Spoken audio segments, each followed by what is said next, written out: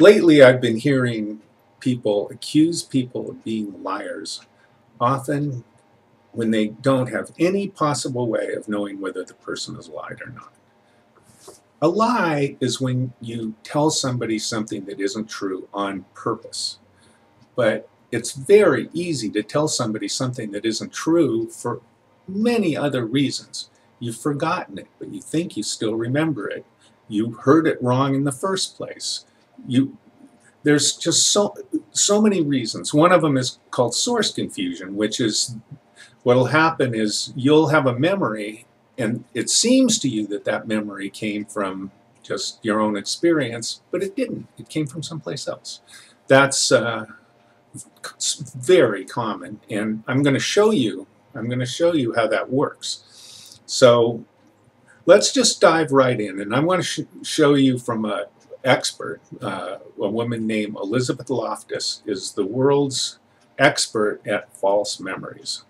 And so I want her to, I have a video of her implanting a false memory in somebody, and you can see how easy it is.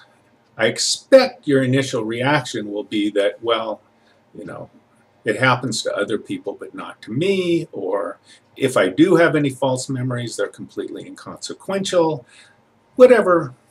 But I'm going to show this to you, and I have other stuff that I'm going to show you, and I think you'll see that they are consequential and they do happen to you. So let's look at this.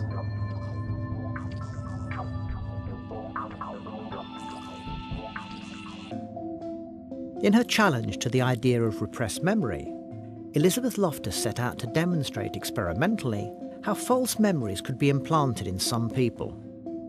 This came to be known as the lost in the mal technique from the first study that involved trying to plant false childhood memories in 24 participants.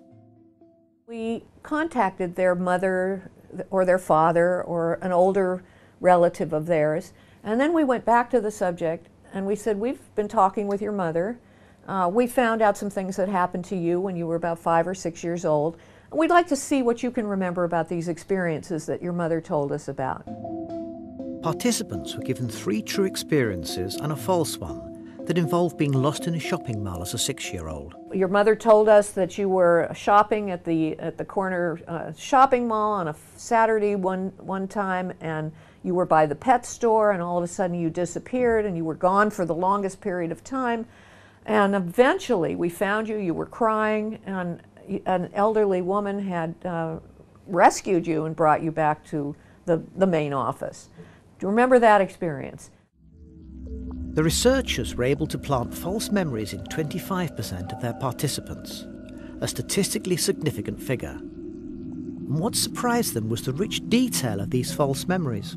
They would start telling us things, details about the appearance of the person who rescued them, other kinds of details that we had never mentioned to them.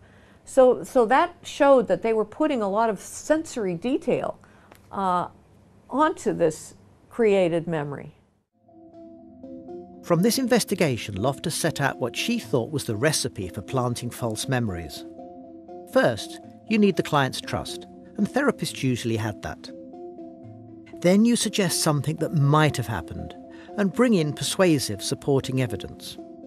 So she would go into therapy with an eating disorder or depression or whatever her problem is, and she'd end up with a therapist who says, everyone I've seen with those problems was sexually abused as a child. I wonder if anything like that happened to you. So third, you ask clients if they can remember this happening to them. And sometimes they begin to add their own details. They take ownership of the memory. This was going on really all across North America and then other parts of the world. Families were being destroyed in the process because once people developed these memories, they then accused their family members or other relatives or other former neighbors or former teachers, former anybody. False memories can be put in people pretty easily, and more than 25% of people are susceptible, because we all probably get false memories at some time in our life and have false memories. It's very unlikely that our memory is very accurate at all in any cases. So later on, I'm going to show you some other videos and some other things to show you more at how that works and to show you that you're susceptible to it too. It's how our brain works. It's like an optical illusion. We can't do anything about it. All we can do is understand that it's there and learn how to deal with it. Loftus was talking about families being ruined and things like that. And that was because of the consequence of a psychological fad that took place.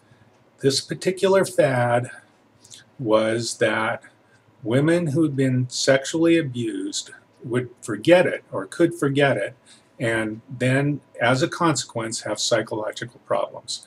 And this became so widespread that I've seen estimates that up to 1 million people were treated with this method. It went on to believing that children had been sexually abused by Satan worshippers, and that there was a network of Satan worshippers. And I'll show you some of that more later. I have Geraldo in 2020 talking about this. It's kind